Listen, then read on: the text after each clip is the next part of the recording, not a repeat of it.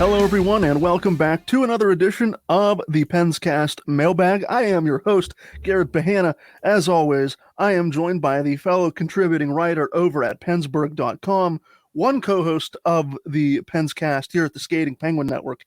It is Robbie Noggle, and I'm also joined by the newest member of the Skating Penguin Network. It is Snail. The Holy Trifecta is here once again to answer your questions this week as we continue to wait. This episode will go live on August 1st, 2023, and we are still trying to get any sort of news nugget we can on the whereabouts of Erik Karlsson and how that potential trade with the San Jose Sharks is coming along, but we are really in the dog days of summer and the dog days of the NHL offseason, but until we get new developments on Erik Karlsson or anything else that Kyle Dubas may have up his sleeve, we will continue to take your questions as the offseason rolls along. So, two question askers comprise of this week's mailbag. Longtime question asker Brian, and we have a couple of questions from a newer question asker in Woody. So, question number one, Robbie, you will get question number one. Question number two will go to Snail. I will take question number three, and we will repeat that cycle until the mailbag is complete.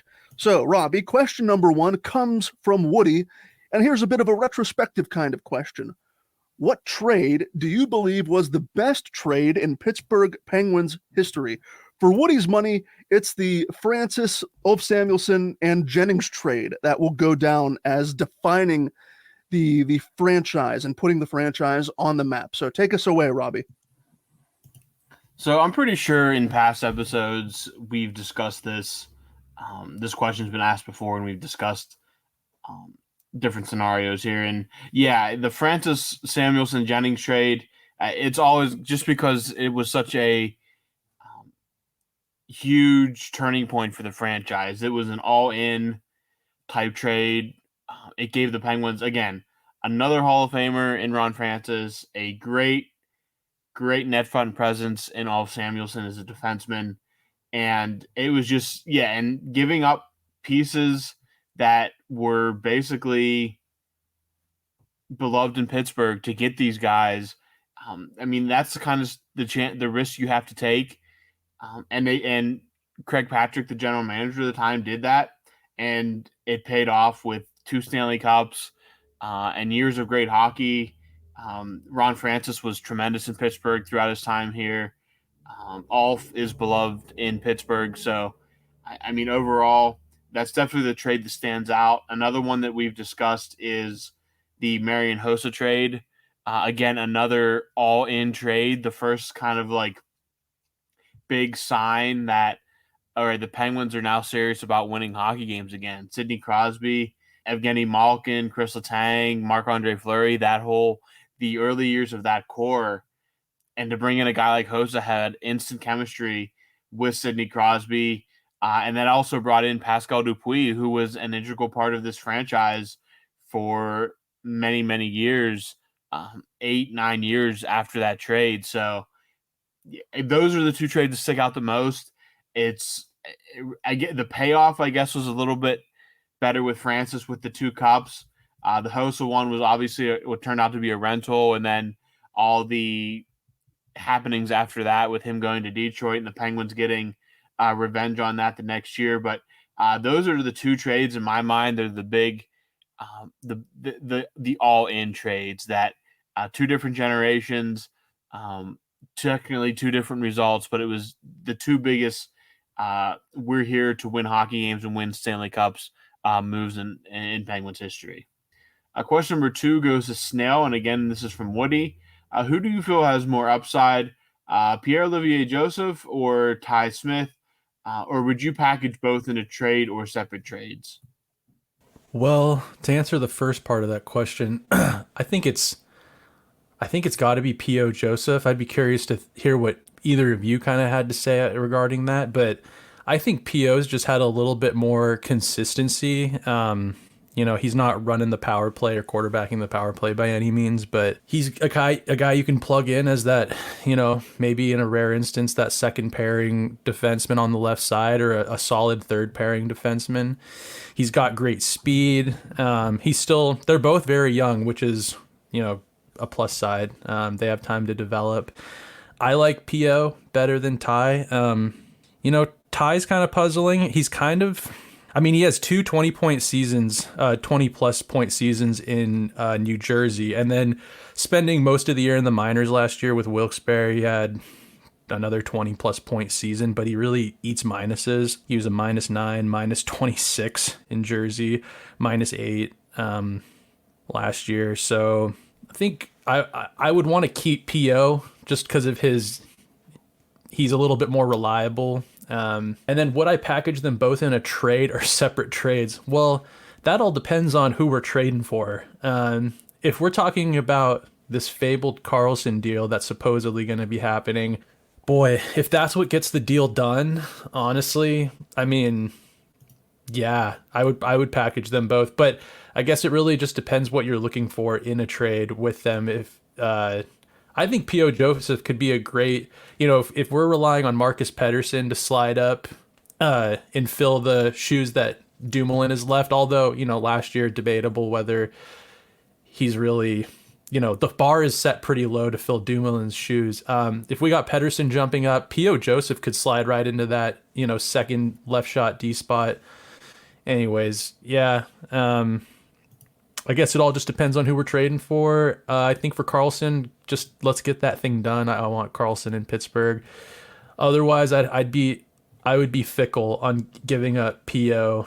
Ty, don't really know what his return would be. Yeah, I don't know. He was in the minors most of last year. I heard rumors that maybe it was cap reasons why he wasn't being called up. But I think if they really sought his offensive prowess and his services, they would have done what they could to move things around to get him up. So hopefully that kind of shines a light on kind of what I think about that. What about you guys? Who do you like better between P.O. and Ty?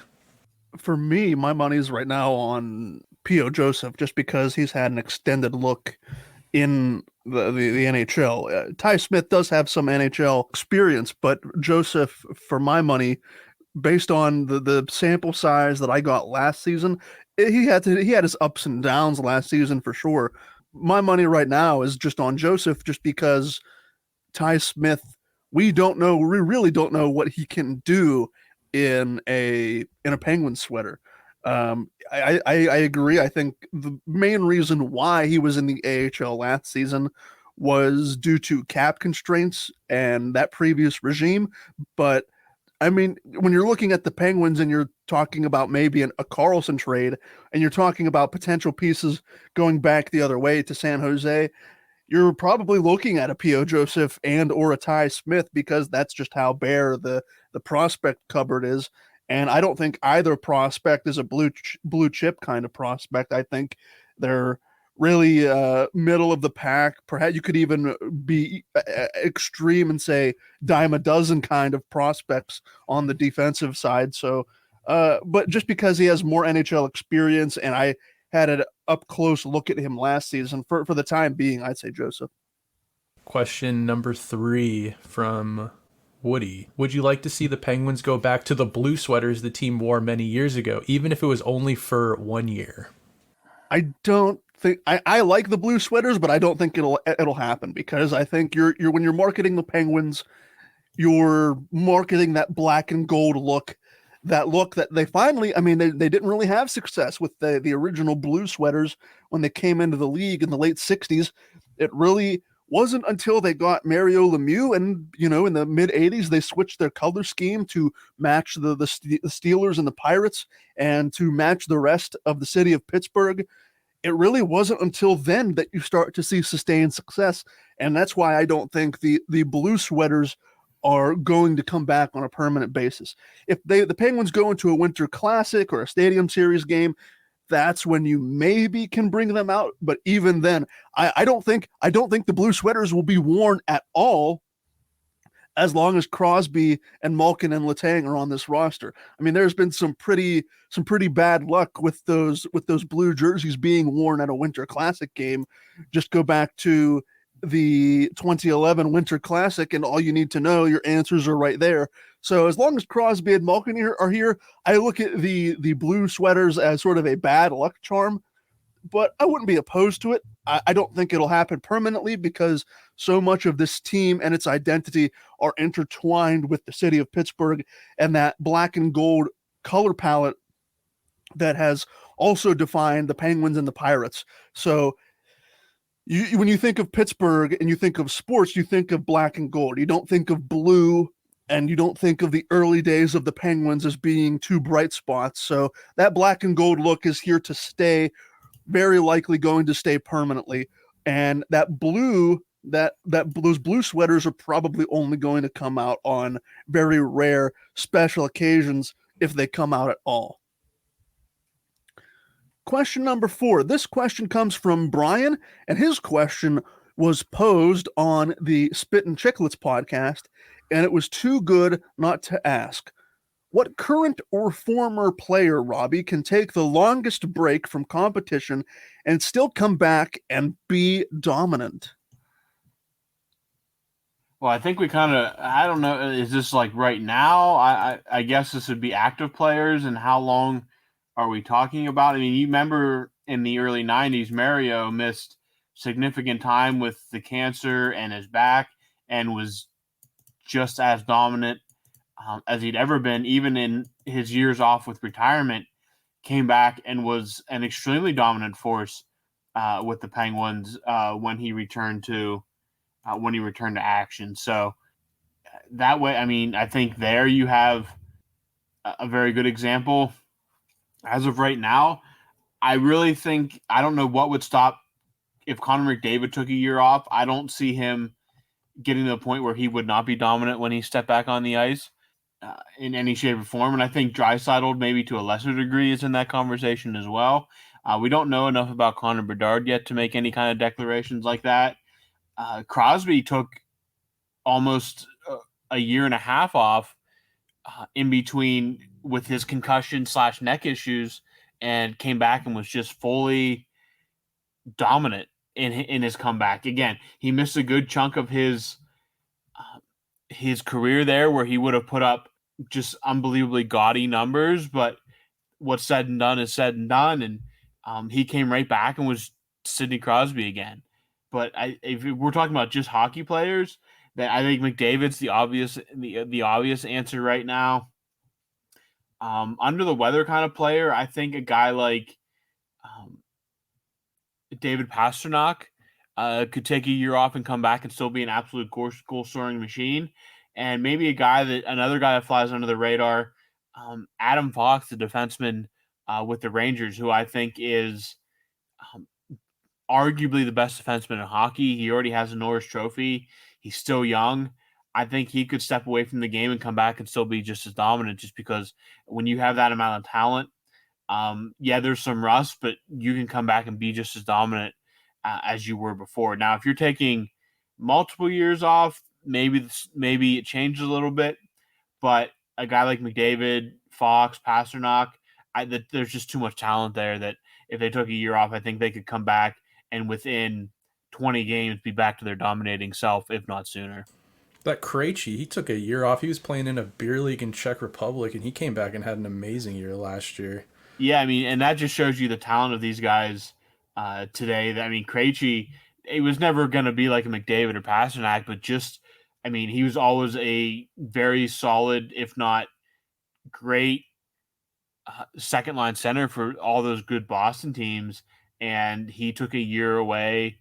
Now, he was still playing. Now, if you're counting that they just take a year away from playing altogether, no competitive hockey, I think that might be that changes a little bit. He at least was playing against professionals in the Czech Republic, but because Yager took 3 years in the KHL, came back, and it wasn't, again, this is toward the latter part of his career, but came back and was a very good hockey player when he came back to the NHL. Again, not as dominant, but I mean, for his age and stuff, he was still a very good hockey player. So, if the talent's there, the game's going to be there, and the numbers are going to be there. It's just they're too good. But yeah, that's it. Just as long as they still have that talent and the desire, they're gonna put up show-stopping performances. Question number 5 here is again from Brian. What's a trade that still upsets you that happened? For me, it was Jordan Staal. I understand he wanted to play with his brother, but he was one that. But that was one that got me. So yeah, I read this question on Twitter last night in the middle of the night. As I was laying awake while my kitten was attacking me, and I just started to make a little list on my notes pad, and it quickly got very long. So I'm not gonna gripe too long here because, as great as General Manager Jim Rutherford was, there was God, Hextall, I don't know.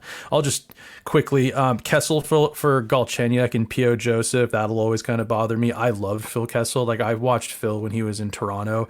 I mean, as a Penguins fan, I would watch Phil. I would watch Toronto games just to watch him. I just thought he was awesome. So, player near and dear to my heart. That's more personal. But we all know how Galley ended up. He what a suitcase. He bounced around quite a bit after Pittsburgh, never really found. He had that 1 year in Montreal, and they kind of, I mean, would we have kept Kessel? That's all debatable. There were rumblings he wasn't getting along with Sullivan and Gino or whatever.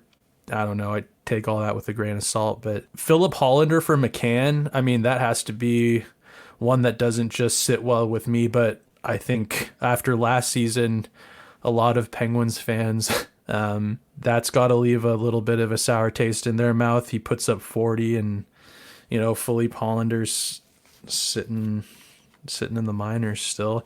And then there was the trade with Patrick Hornquist for Colton Sevier and Mike Matheson. JR kind of said that was a salary dump, and then he got called out for they took on more money than they actually shed. So to list a few, those are some that kind of came to mind really quickly.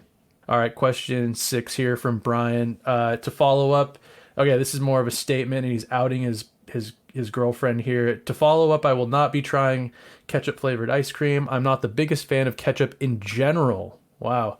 As for weird things go, my girlfriend puts it on her steak, and now has our daughter doing it too. So, wow, a lot to digest there, boys. I haven't the ketchup on the steak thing is not out of this world. I've definitely heard of it being done. I don't know if either of you have put ketchup on your steak. Here's the thing I'll say about steak is if you put it in front of me, I will eat it. And I think I may have had this conversation with Robbie in a prior question, in a prior mailbag. I'm not going to go out of my way to eat steak. A burger, I will demolish burgers, but steak is, I don't know. It's just one of those weird things for me that I have friends and I have family who will devour steaks like they're cavemen, and the steaks are going out of style. But I don't know. It's just, maybe it's because the portability of a hamburger and the easiness you have while eating the hamburger. You pick it up with your hands by the buns, and that's how you eat it.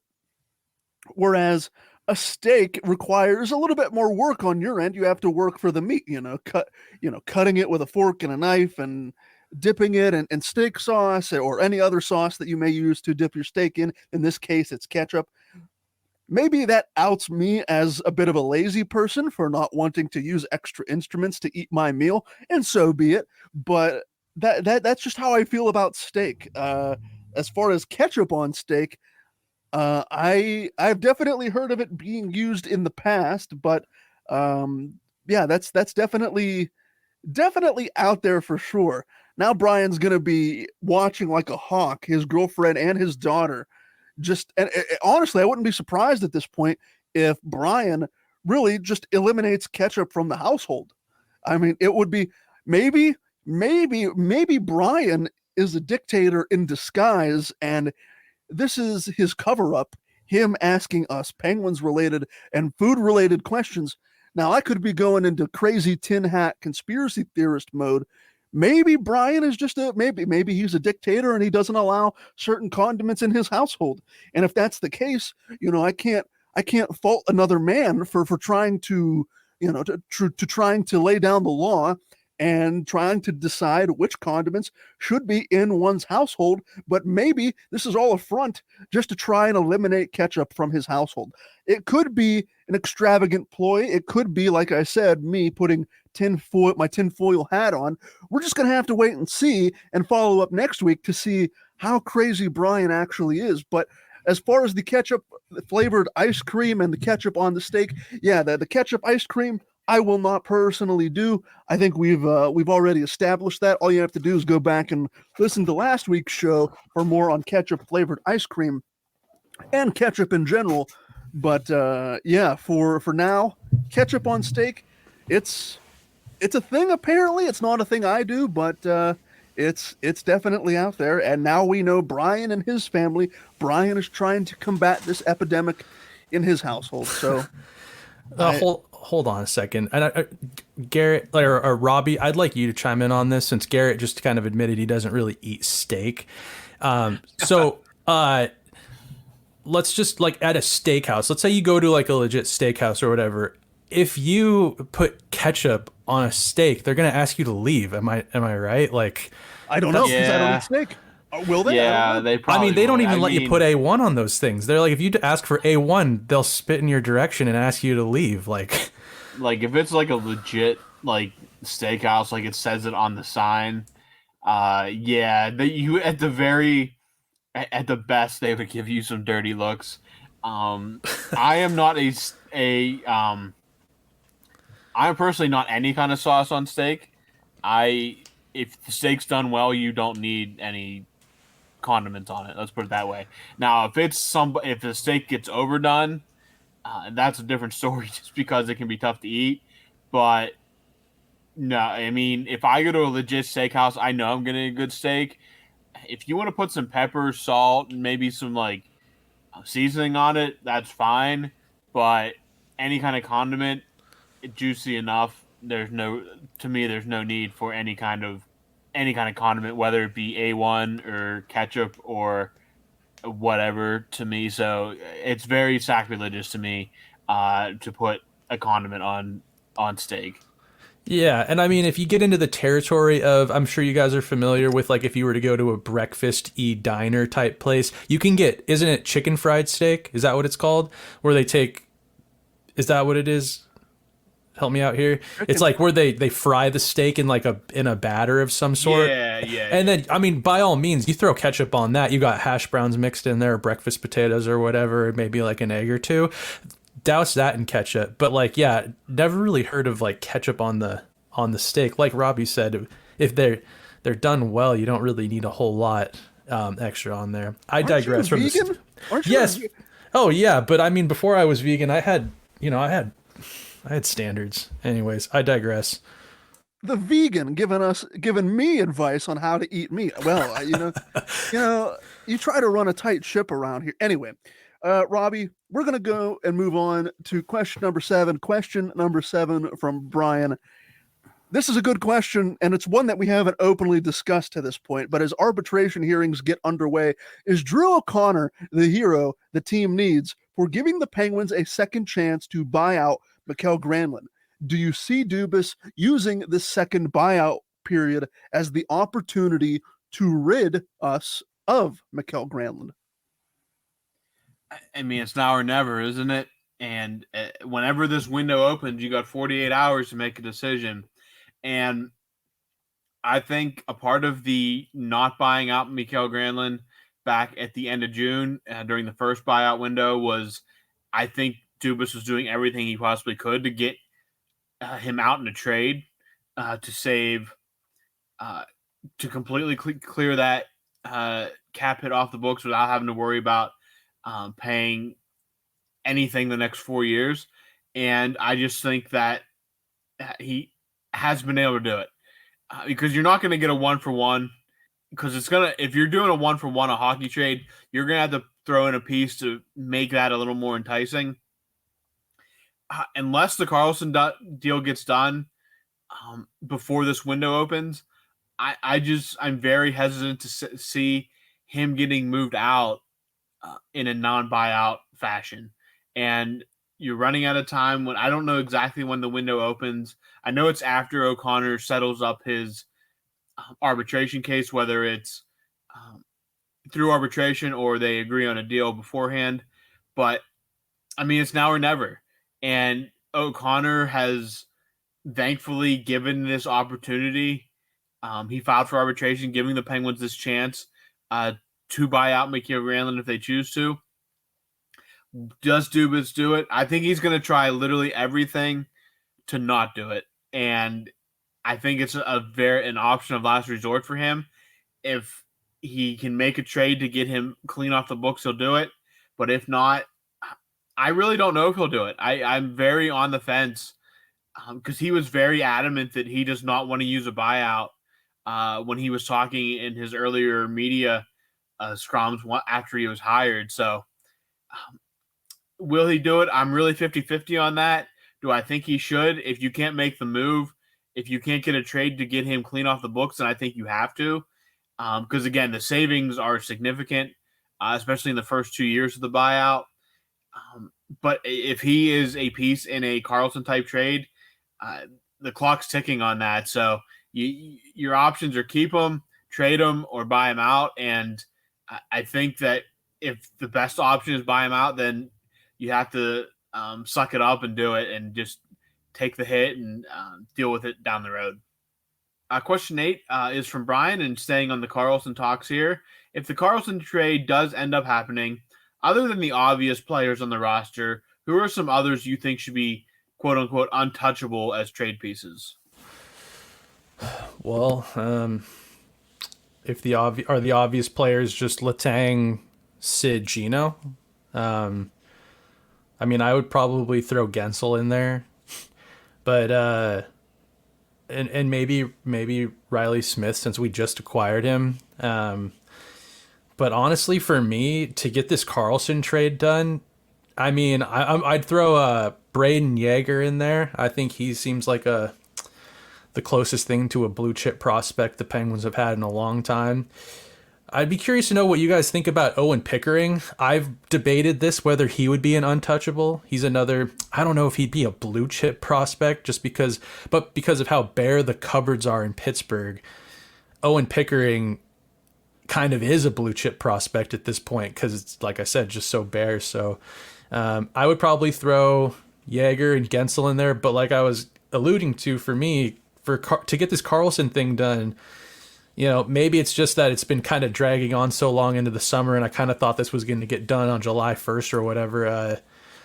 Let's just get it done. There's not a whole lot. I mean, there's a lot of players I'd hate to see go. I really love Rust. I want to keep Pettersson for the potential that Carlson comes over, and you got that Swedish connection on the back end. You know, I've even debated, I love Tanger, but like if it took giving up Tanger for Carlson, I'm not saying I would sign off on that. I'm just saying I've had those thoughts. I guess, yeah, not to convolute this answer, but yeah, I would probably have to say Yeager and Gensel. And other than that, you know, not a whole lot I wouldn't sign off on to get this done. I'm curious from either you, Garrett, or Robbie, what do you think about Owen Pickering? Because that was the one guy I kind of actually probably spent the most time toiling over as to whether I'd keep him or not. The only people on my list that are untouchable are Crosby, Malkin, Gensel, and Letang, and anybody else is fair game. I mean, even a Pickering or a Yeager, if that means Erik Karlsson comes here, then so be it. I mean, we're there. You try to sell us on this idea of this window being open, and these elite players aren't getting any younger. So throw caution to the wind for the next 2, 3, maybe 4 seasons. I understand where Dubas and Hextall before him were coming from and trying to build a future, but also not trying to compromise the present sort of thing. But I really don't care at this point about the future. The future is going to suck one way or another because Crosby and Malkin and Letang are all going to be gone within the next 5 years or so, I'd imagine. So cross that bridge, build up the prospect cupboard 3-4 years from now. If Crosby's still here and he wants to contribute and help the young guys along, then that's fantastic. But I'm all in on this idea of trying to maximize whatever time you have left. If that means giving up a Jaeger or a Pickering, then so be it, as far as I'm concerned. Question number 9 from Brian. Now that the draft has came and went, is there going to be a GM or not, or is it going to be Dubas? Well, Dubas certainly has his hands full. I would imagine he's going to have his hands full for the next 4 to 6 weeks, trying to find a resolution to this Carlson saga, and also trying to, I would imagine, if he hasn't started already, he's going to approach Jake Gensel's representation because Jake Gensel is eligible for a contract extension, and he was eligible for a contract extension on July 1st, I do believe. So between the Carlson saga and locking up Jake Gensel, which everything that I've read up to this point looks like Jake Gensel does want to stay here, and why wouldn't you? I mean, I think I said on a prior podcast, I think Jake Gensel could be the captain after Crosby and Malkin and Letang are gone. That would be a natural progression of things, the way I look at it, as that leadership core leaves and Gensel, who will be in his mid-30s probably by that time, takes the captaincy and runs with it into what you can call a new generation. But yeah, between Gensel and Carlson, I know he said he wanted to name a general manager. I think he said in one of his introductory press conferences, he wanted to name a general manager sometime in July, and that really has yet to happen. He's still the acting general manager. Maybe he just doesn't get to it. Maybe he maintains those responsibilities as president of hockey ops / general manager. So depends on how much responsibility he himself wants to shoulder, but he has the green light from Fenway Sports Group to basically do what he wants when he wants, so long as it makes them competitive and profitable. So, we'll see. At the end of the day, I think the GM is just a title, because I imagine Kyle Dubas, now that he has full control, will sign off on just about everything. So who knows? Maybe Dubas takes the GM role himself, and they just move forward with Dubas as the acting face of the executive branch of this franchise. So, it's, to me, it's maybe a wait and see sort of thing. Question number 10 for you, Robbie, comes from Brian. I know this is way too early, but if you had to take a stab at it right now, who are the playoff teams in the East? Yeah, very early. But let's take a shot here. We'll start in the Atlantic. Bergeron's a blow to Boston. Don't think that it is missed the playoffs of a blow. Even if Ullmark takes a step back, I still think they're in playoff team. Toronto, the Atlantic is still, until proven otherwise, it's still very top heavy. So I got to go Toronto is going to be in, but I think it'll be an interesting 3-way race.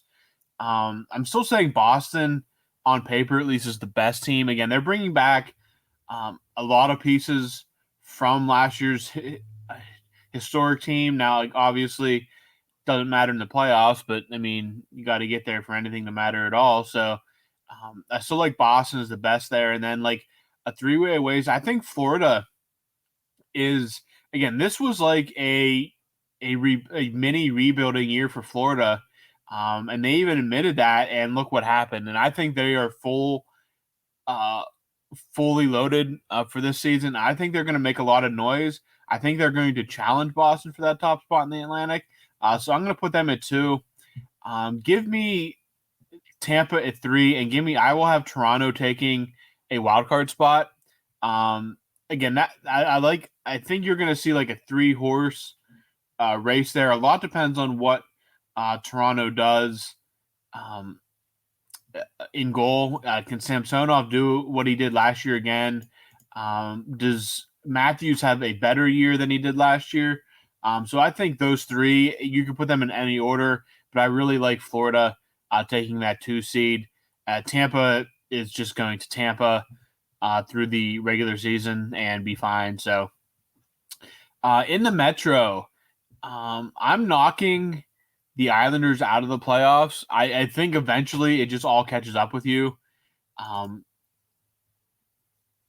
Sorokin can do great things, but eventually the kind of like sitting on our hands, not making a major move when the window is open, eventually catches up with you at some point. And I could see the Islanders taking a step back. It's all very interesting at the top there then, because I right now have the Penguins as a top 3 team in the East. I actually have Jersey as 1, Carolina as 2, and Pittsburgh as 3. And then the Rangers, again, I don't see any of Philadelphia, Columbus, Washington having done enough to jump any of those top 5 teams. So I will take the Rangers in the playoffs as a wild card. Now, the interesting thing comes is, what do Buffalo, Ottawa, and Detroit do? Do they do enough to maybe catch up to some of these playoff teams? I think Buffalo has the best shot this year. But right now, my playoff teams are New Jersey, Carolina, the Penguins, Boston, Florida, Tampa Bay, and then Toronto and the Rangers as wild cards. Do not remember any of this come April of next year, when that is very, very wrong. Okay, question number 11 from Brian again. What, in your opinion, is the best shootout move? Well, I mean, this is going to be biased. This is all based on what I do in my driveway. I love forehand, backhand shelf, and I love the signature Kovalchuk, Phil Kessel, just the quick release snapshot, bar down. But I mean, when they work, there's a bunch of cool ones like the Datsuk, kind of the Giroux. Those are all cool to watch, but I mean, is there nothing more pretty than just like Letang does it all the time, forehand, backhand, roof job. I was actually just recently watching some Kovalchuk highlights, and a bunch of shootout. His go-to shootout was just the quick release bar down. Let's go question number 12 here from Brian. What's on your Mount Rushmore of ice cream flavors? So we're back with ice cream discussion here. At first I was going to say I don't have a Mount Rushmore, but then now the more I think about it, first and foremost, it would have to be vanilla, just plain vanilla. Now, you put ketchup on it? Oh my! Here we go again with this nonsense. So here's a question that I don't know how big ice cream connoisseurs either of you are, but now would you say vanilla and French vanilla are two distinctly different ice cream flavors? Have either of you had French vanilla? Mm-hmm. I have. Yeah, so, I think there's enough of a distinct difference. It's I think, and I'm kind of basic because like you can have French vanilla coffee flavoring, yeah, and you can have vanilla. I think there is enough of a distinct difference that I'd have to differentiate between. Now, if you don't want to, that's fine, but I think I would have to differentiate between the two, just because to me there's enough of a difference between the two. Okay, so for me, my Mount Rushmore will be regular vanilla, classic vanilla. We'll call it classic vanilla, French vanilla, chocolate chip cookie dough, which has, I think it's basically still a vanilla base. But so those three, and then there's a specific kind of ice cream that my sister buys. I think you can get it at Aldi. It's called cookie butter. If either of you are familiar, I bet that's really good. I never had it, but I bet that's really good. It is absolutely phenomenal. It is, I mean, there are like little chunks of cookie butter. I don't know how you would describe it, but it's like actual physical chunks that are in with the ice cream, and it's so good, especially around the fall and winter time. I think they sell it year round, if I'm not mistaken, but I haven't had it in a while. So yeah, my Mount Rushmore is going to be rather basic, dare I say generic, but that's how I roll in terms of ice cream. I don't like strawberry. I will tolerate chocolate. Um, if you put chocolate in front of me, ideally I have chocolate ice cream with vanilla cake. I mean, if you can't tell already, I'm a big vanilla fan. So, but that's my Mount Rushmore. I guess we'll go around the table since this is this week's another food question. So, Robbie, will go with your Mount Rushmore, and then we'll finish this question off with Snail. So I'm gonna start with chocolate chip cookie dough. I feel like that's a very popular one with a lot of people. So that's on my Mount Rushmore. Easy. I have to go with just your base vanilla because to me it's good. I love, especially in soft serve. I love a base vanilla. I always get it with sprinkles because I'm that guy. So that is definitely up there as well. Now, I don't know if this is a regional thing, but there is a ice cream place near me, just like a mile and a half from my house. They're called Flavor Burst ice cream, and the one that I always get is called Blue Goo, and it's like a blueberry-ish kind of flavor, and it's on the list for me. It is absolutely phenomenal. Again, don't know if that's a regional thing or like a semi-regional thing or what, but that's my number 3. My number 4, I was kind of going back and forth here because there's so many good ones that you could go with for this one, but I'm going to kind of go maybe a little off the radar here and go with birthday cake ice cream. It has like cake chunks in it, some sprinkles, and they usually throw some kind of icing, like cake icing in as well as like kind of like an additive. And to me, it's just super addicting. It's one of my favorites. I don't get it all the time simply because it can get a little too sweet for me, but it's definitely one of my top 4. And it's one that again, it's like a indulgence, kind of like a guilty pleasure that I just really love. A lot of people aren't a fan of it, but it's good enough for me to get on my Mount Rushmore. And with that, I will pass it over to Snail to wrap this one up. Just quickly, how many faces are on Mount Rushmore? 4. Okay, 4. So this is actually pretty easy for me. The first ice cream on my Mount Rushmore is Ben & Jerry's non-dairy 7-layer coconut. Coconut. Oh, phenomenal ice cream. That sounds horrendous. Absolutely horrendous. You are banned from this podcast forever. Okay, ketchup boy. Oh, really? You know.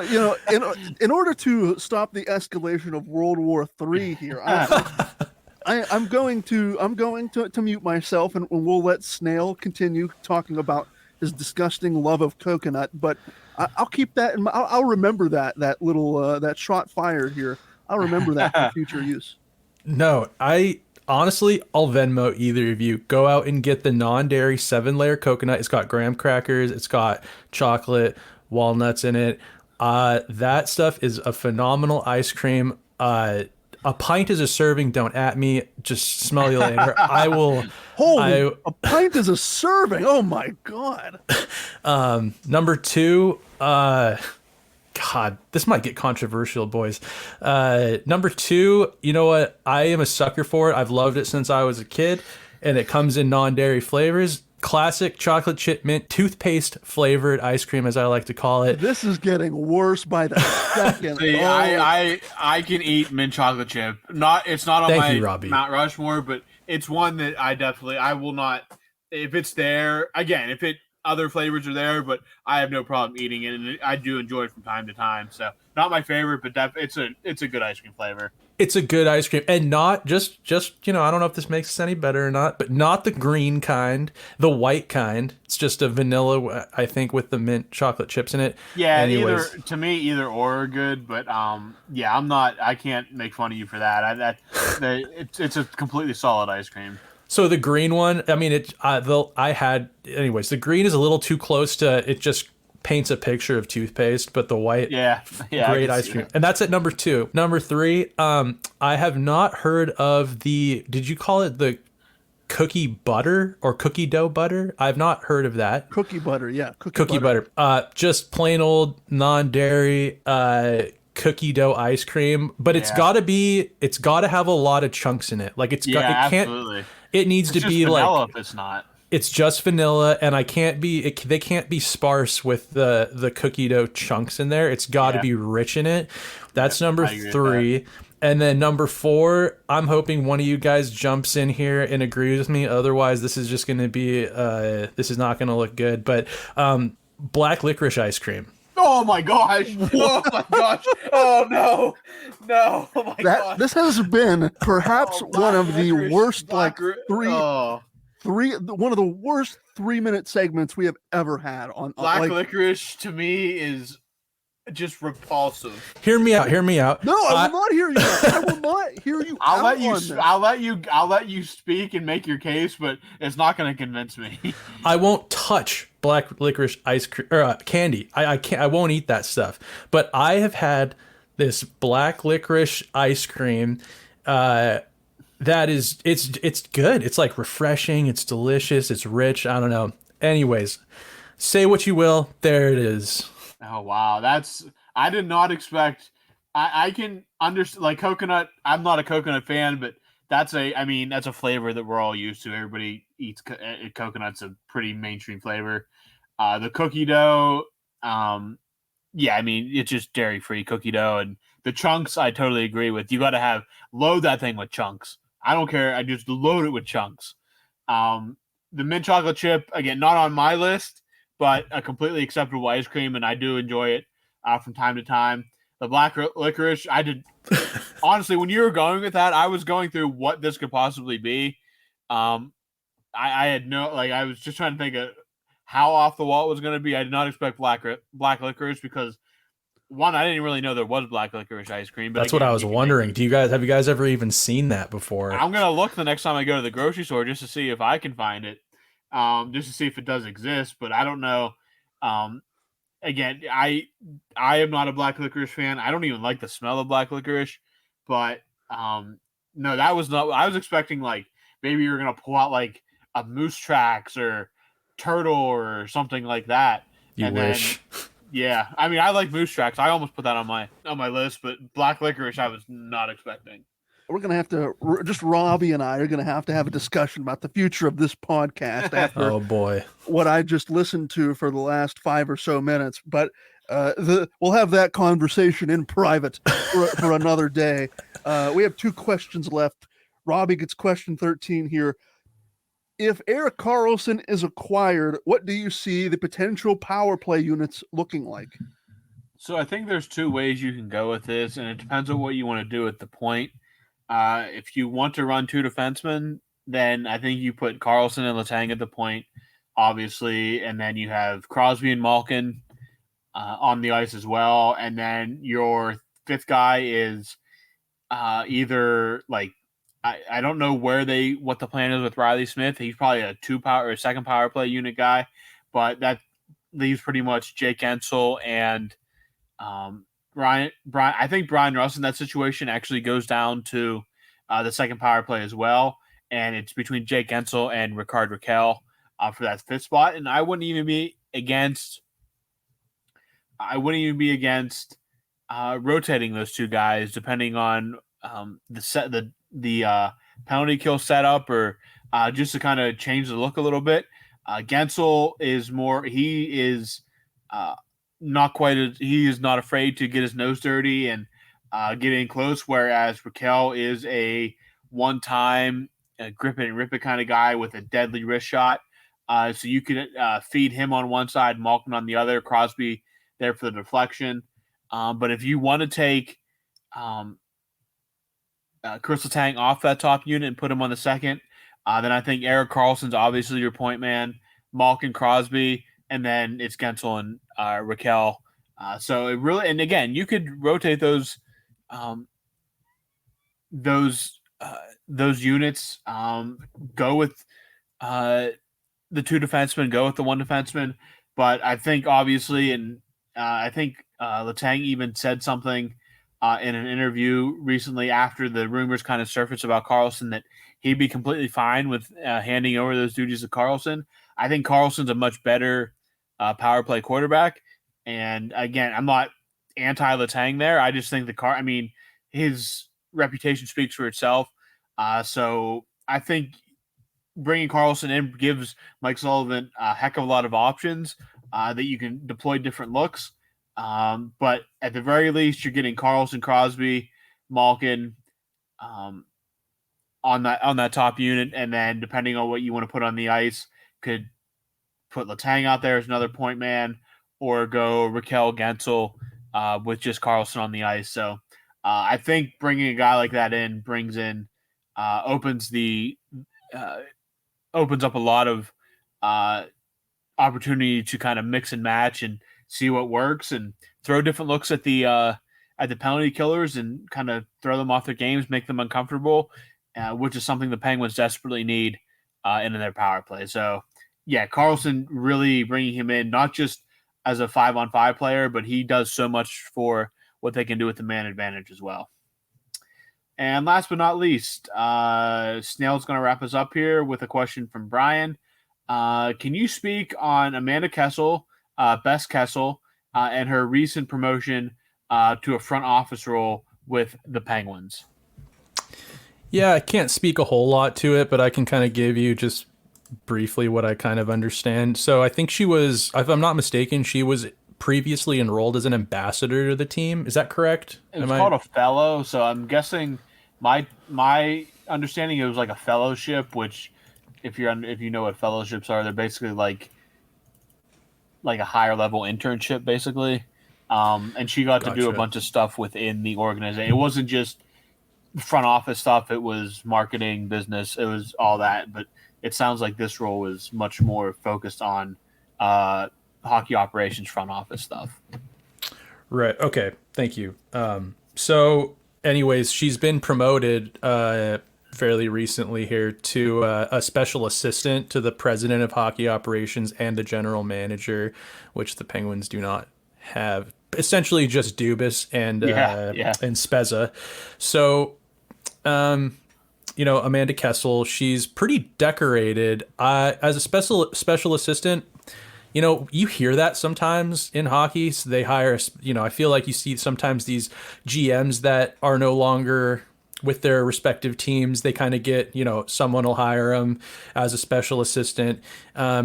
Amanda Kessel is an Olympic gold medalist. She's a 3-time national champion. She's a very decorated athlete and a veteran hockey player. So I just think what this means as a special assistant is she's just going to be, boots on the ground, there to kind of, utilize her outlook on the current roster and the players' performances and talent levels, potentials. I think she's just going to be another set of eyes and someone that's still so, she's obviously decorated. She knows what she's talking about. She knows what she's doing, and going to just kind of be in the ear of both of them, probably watching a lot of games, watching a lot of practices, probably been keeping an eye on the prospects. So that's what I kind of interpret all of this as. I'd be curious to hear if you guys have any other input on that. But to sum it up, that's kind of what I think this all means with Amanda being brought in as the special assistant. Maybe it means that she can get Phil Kessel like on a retirement tour back in Pittsburgh on like a 1-year vet minimum deal. Please. That would really be nice little bottom six edition there. Oh, absolutely. Playing like 10, 15 minutes a night, if that. Second power play unit kind of guy. I was just going to say, put him back on the power play unit, back where he was when he was here. Yeah, absolutely. Second power play. Put him on the first on that left half wall and just let him dance, man. I think that you don't need to rely on him 5-on-5. Just put him in that power play spot, dishing it to Sid and Gino, and let him dance. I like to put a bow on it. I don't think her duties have been made publicly available from what I gather, but I imagine, like Snail said, she's going to be actively helping out in probably various different capacities. Like Robbie mentioned, she was working, honing her skills with marketing, communication, administrative roles, and I imagine it's probably going to be more of the same. So she certainly knows what she's talking about, as Snail mentioned. She needs no endorsement from us three jabronis talking into a microphone. I mean, you could make the argument she's more decorated than her very, very famous and lovable hot dog eating brother, but and you would be well justified in doing that, considering the successes that she's had on and off the ice. So, but I think it's only a good thing to still have a Kessel in the organization in an active capacity. If we can't get Phil back in here, like I said, on a fun little retirement tour, having Amanda here is definitely no consolation prize as far as I'm concerned. Yep, I agree. Alrighty, well, I am going to go decompress because we've shared a lot of laughs this week on the Penscast mailbag, and you know what? I've winced in my chair and I've grimaced in my chair far too many times over the course of this last hour recording this podcast, learning some new things about these people that I didn't previously know, and I'm gonna have to go and decompress and think about my future as we continue to contemplate some of the strange decisions made with regard to ice cream flavors and their placement on Mount Rushmores. But I mean, well, it'll be a discussion for next week's show. Until next week's show, I have been Garrett Bahana for Robbie Noggle and for Snail. Thank you so much for listening to this edition of the Penscast Mailbag, and we will talk to all of you again this time next week.